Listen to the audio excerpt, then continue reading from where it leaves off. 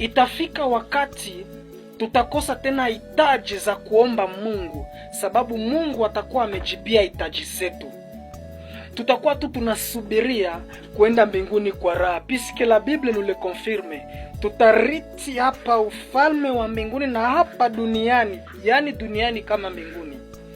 Itafika wakati utaanza jiswali, uko na shome, uko atafuta kazi, unaanza demissione mu makazi wepe, kunasema ninachoka, ifo nitulie, kazi ziko mingi. Ça va arriver.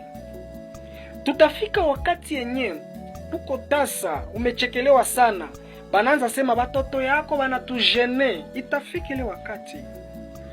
Itafika wakati yenye uko locataire, unazunguruka sana mu makartier, unatambala mu makartier.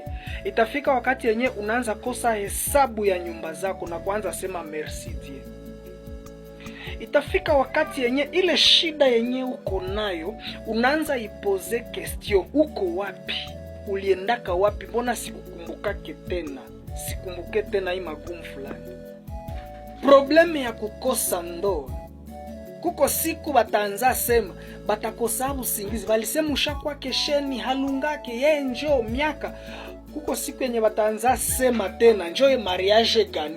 Mwanzoni balisema haulunga hautalungaka, mekisha ukishalunga banaanza changer langage. Kiswahili banasema ni mariage gani tulienda amo na njoo bwana gani me umelunga. Itafika wakati tutauliza mauti uko wapi? Kulia hii machozi tuko tunalia, tutaiuliza njuru tatuko muraha, kumbe ningelikuwaka na raha.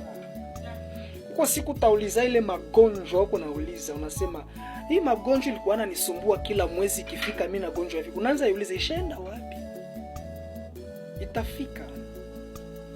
Itafika wakati unakosa tena sije ya kuomba kwa Mungu, unakosa tena hitaji. Unaanza ambia Mungu, ni kuombe nini? Mbona vyote vye nilikuwaka na kuomba ulishaka vifanya?